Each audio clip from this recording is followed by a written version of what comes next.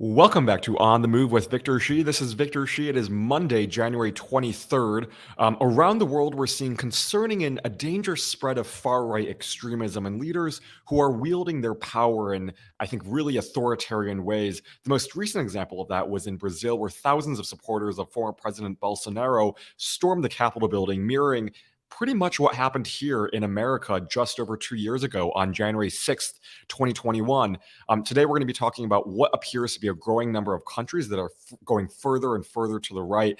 And I'm so grateful to be joined by one of the leading experts on this subject, Ruth Ben-Ghiat, a professor of history at New York University and the author of a book I highly recommend for our times called Strongman Mussolini to the Present, which you can see in her backdrop right now. It's a great book. Ruth, thanks so much for being here, and I'm so glad to see you. Yeah, it's a pleasure to speak.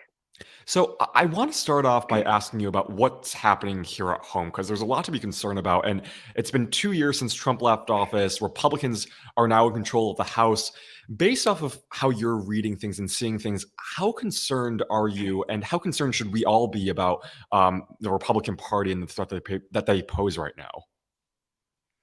It's a drama. It's a Yeah, tragedy yeah. because this is a partly rhetorical question. What happens in a bipartisan system when one Mhm. party exits democracy? Right, And right. in a way, the U.S. is a microcosm of this clash between democracy and autocracy that's going on around the world. And so my reading is, Trump, I saw him, Strongman's the first book to put Trump in perspective of a century of authoritarian leaders. Mhm, And mhm. he really imposed a kind of autocratic political culture on the GOP. And they were already coming to that on their own. But so they had 4 years of this with loyalty as the primary quality and tolerance of corruption and lying as kind of an institutionalized normal thing. And then January 6th was a profoundly radicalizing event.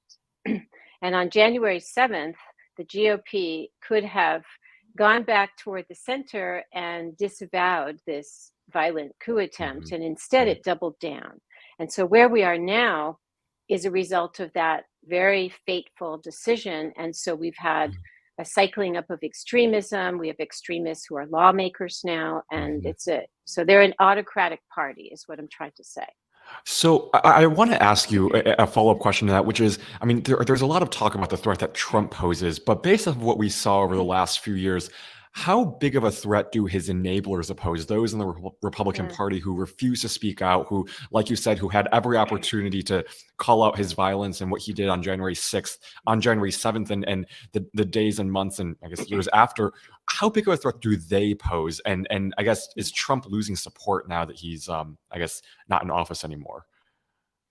Yeah, there's a saying with people who study authoritarians that elites, like political elites, Mhm. they make and break the strongmen. And Mm. so the GOP chose after Trump said in 2016, I could stand on Fifth Avenue and shoot someone and I wouldn't Right, lose any right. followers. This was absolutely fundamental. And the GOP chose to partner with him.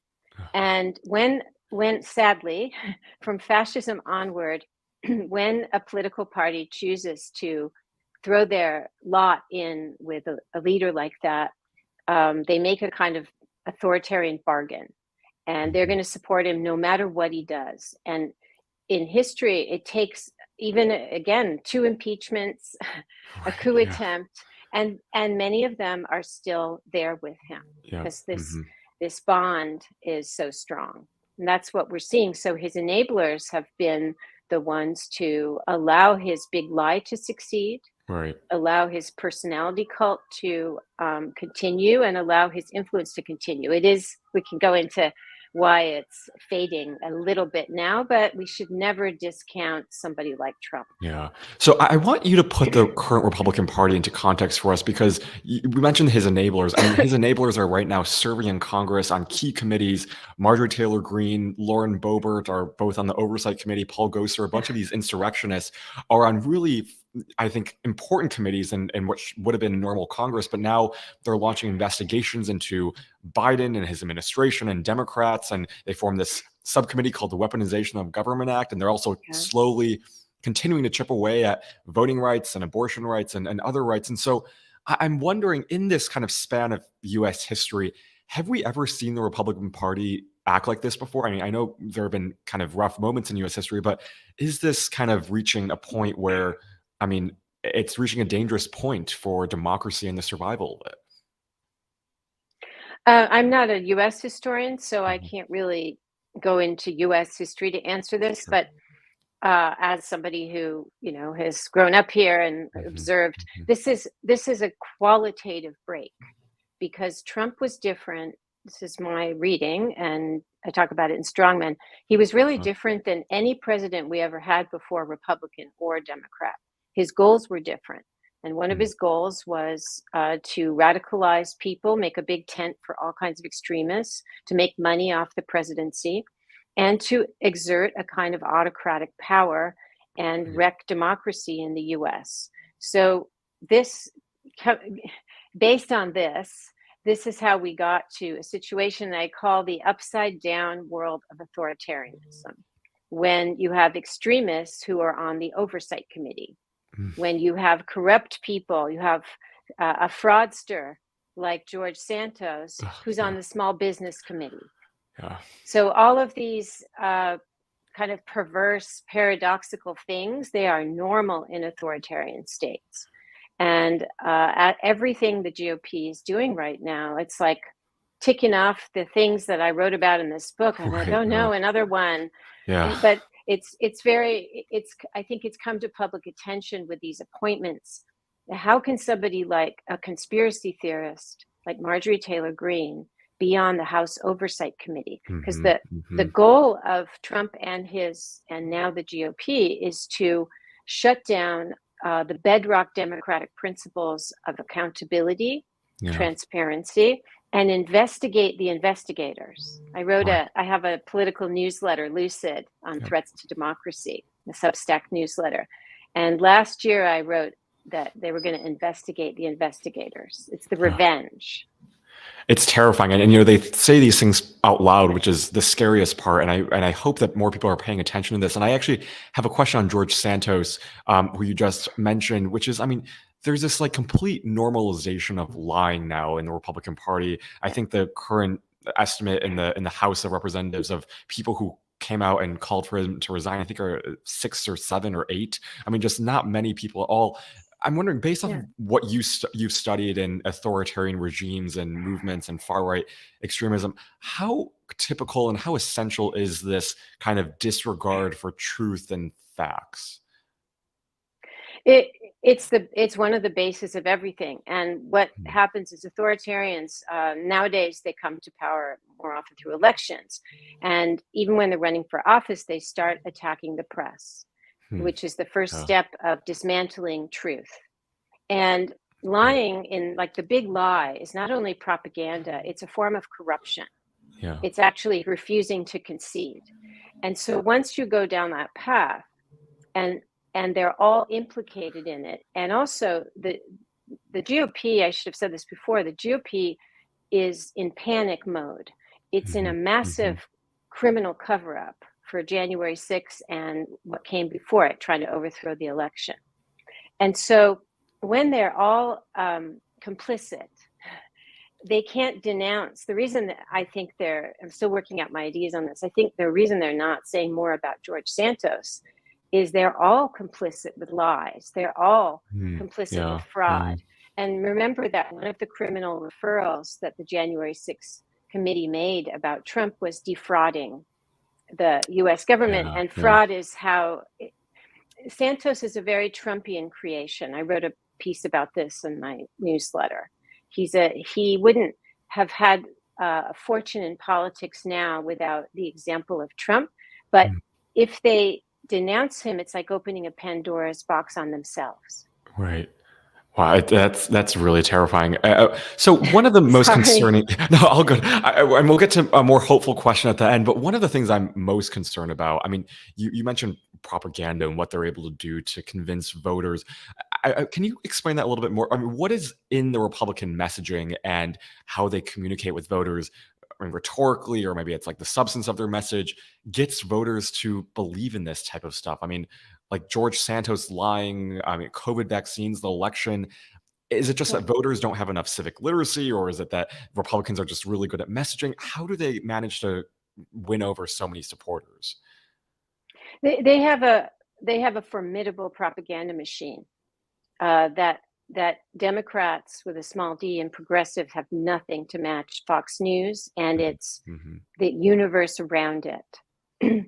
And these people, like, I'll just take the example of Tucker Carlson because Fox is the most watched network and that's the most watched show. Mm-hmm. And propaganda works through repetition. And what you have to do is have the same message coming over and over again with small variations. And the Nazis even knew how to, they had a thing called synchronization, where the same message was delivered to different parts of the population, Sure. like youth. And we call this today, like, I think it's like segmentation of market. There are terms in marketing, right? And so, for example, what they do now is they push conspiracy theories that are designed to trigger people and make them worried, right, for their survival. And so Mhm. what they're doing, which is so effective emotionally on people, it's not just polarization, because polarization is like we're agreeing to disagree, but we're kind of still in the same game, the still frame. They're pushing survivalism, where it's not Mm. me versus you, it's me or you, and only Oh, one of us yeah. is going to survive. And great replacement theory is a good example. Or COVID vaccines are going to make you die. You've got to get people into feeling Hmm. they are existentially threatened. Like too many whites are having, not enough whites are having babies. And so we're going to be extinct. So Tucker Carlson pushed great replacement theory 400 times on his show in the span of like 3 years. Wow. 400 times. So that's as an answer to your question. Democrats don't have the same goal. They're not trying to indoctrinate and brainwash people. They're not trying Right. to create negative feelings that lead people to think violence might be okay. So their aims are different, but they also don't have a media machine that's Mhm. equivalent. Mhm. So this is So partly the reasons behind the success. so is there an antidote to this, at all? I mean, can we even reach those supporters who watch Tucker Carlson and believe in these facts anymore? Or are they pretty much gone? And what can we do to kind of restore a sense of facts and truth in the American public? So there's a lot going on in America, and we don't hear about it in terms of it's called depolarization Mhm. and bridge building, right? Getting people, there are a lot of initiatives that are trying to get people, or they are getting people together who are Democrats and Republicans to have face-to-face interactions to discuss Mm. things. Because the GOP as an autocratic party, they don't have discussions. When the Texas GOP, which is one of the most extreme, so I always look at what it's saying, they say there's no compromise, there's no collaboration. So that's what I mean by the the Republicans are out of the system. They're not doing democracy anymore because Yeah, yeah. democracy is compromise, right? Right.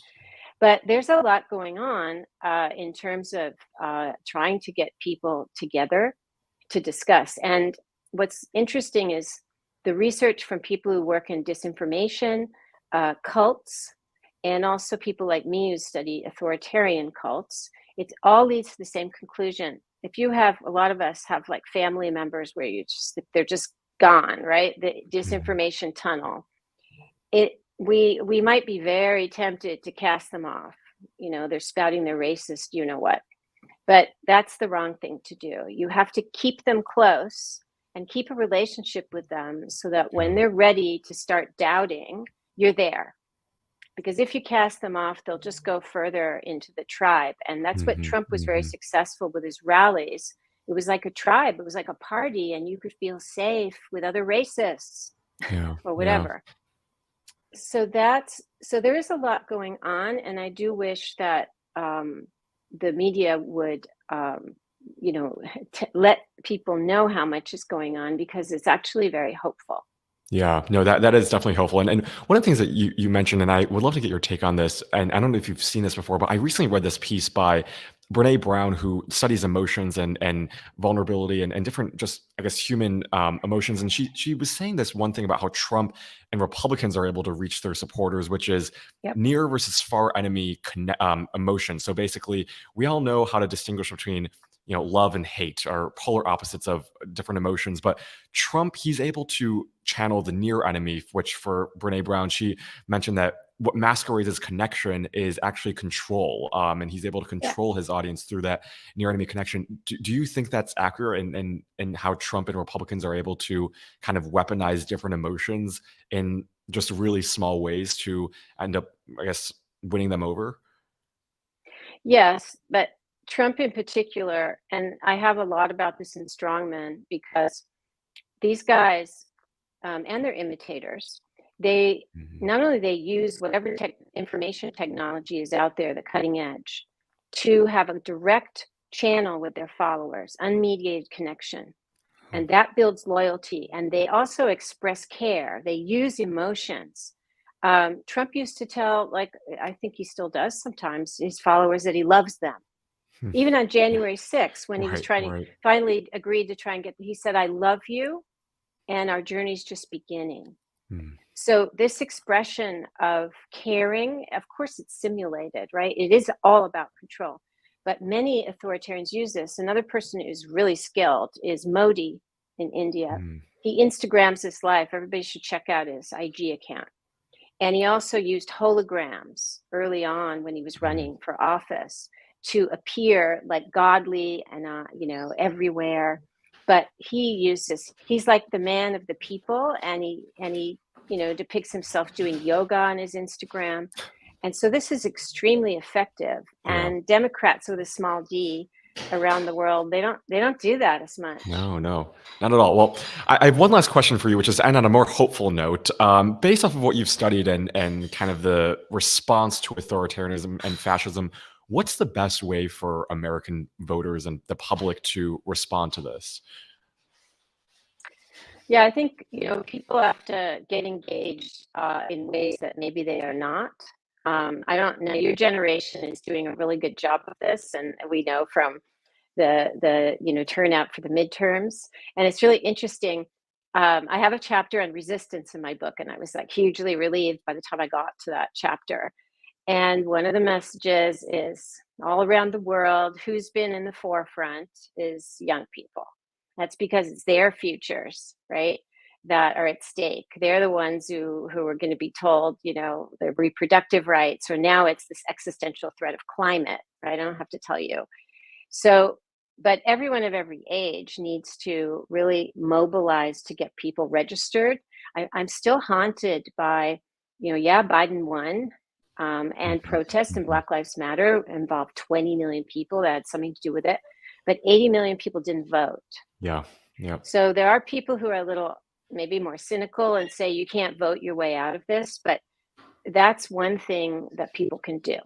Yeah. And the midterms are the most recent example, and young people can register others to vote, Mhm. Absolutely. including older people. Definitely. Well, that is a wonderful way to end this show. Ruth Ben-Ghiat, thank you so much for joining. And like you mentioned, please find Ruth on her Substack, Lucid, and on Twitter. And are you on Instagram too? Yeah, yeah. I post less, but I'm Okay. on there. Yeah, same handle, Ruth Ben-Ghiat. Wonderful. Well, find Ruth on those platforms and be sure to read her book, Strongman from Mussolini to the Present. It's a really important read, one that I wish we didn't have to read now, but I think is essential reading. Thank you, Ruth, so much for being here. It's a pleasure.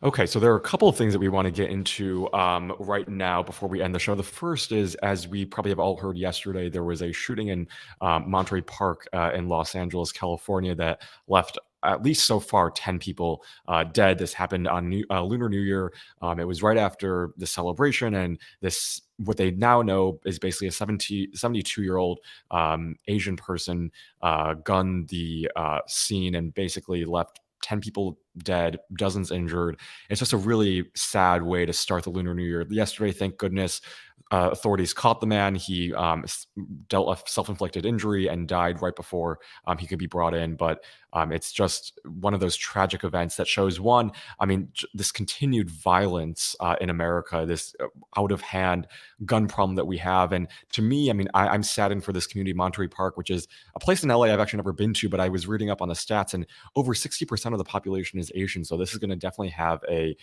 huge impact on them. And I just can't imagine the trauma and the impact that this is going to have on their lives. So my thoughts and prayers are with them. But even more furious, I think we should all be furious at this, is this continued inaction from the Republican Party. I mean, it's just completely wild. They are so irresponsible. They have every opportunity to pass common sense gun legislation that more than 90% of the American public supports, and they don't do it. And so we'll see whether or not they do it this time, but we should be keeping our eyes on this. The next is Jeff Zients is replacing Ron Klein as the White House Chief of Staff. For those who may not know, Jeff Zients was the person who basically coordinated the White House's COVID efforts. So he is I think, a really strong choice for the Chief of Staff. Ron Klein has obviously been very instrumental in helping President Biden accomplish everything that he's been able to accomplish these last 2 years. And I will miss him. I know hopefully we will all miss him. And I had the pleasure to meet him over the summer when I was interning there, and he couldn't have been nicer. Just one of those people who, even though he is kind of up there, he is still so nice, so human.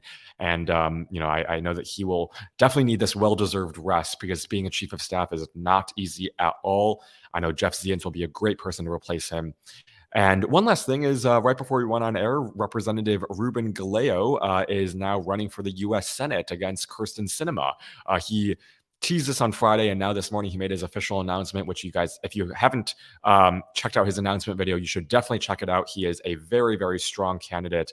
And I just want to remind everyone that this is a state where 70% of Gen Zers voted for Democrats. And so we're going to be looking for a true Democrat this time around. And I think that person is going to be Ruben Gallego, because Kristen Sinema is now an independent, apparently, according to her announcement. So it'll be an interesting race, and I'm really glad that Ruben Gallego is in the race. I really couldn't have think of a better person to run for this seat. And hopefully we will all chip in money or volunteer on his campaign. It's going to be one of those key races in 2024. So let's all keep an eye on that. That's all I have in the meantime. For a quick programming note, we'll be back every day this week at 8 a.m. Pacific time, 11 a.m. Eastern time, with some great guests.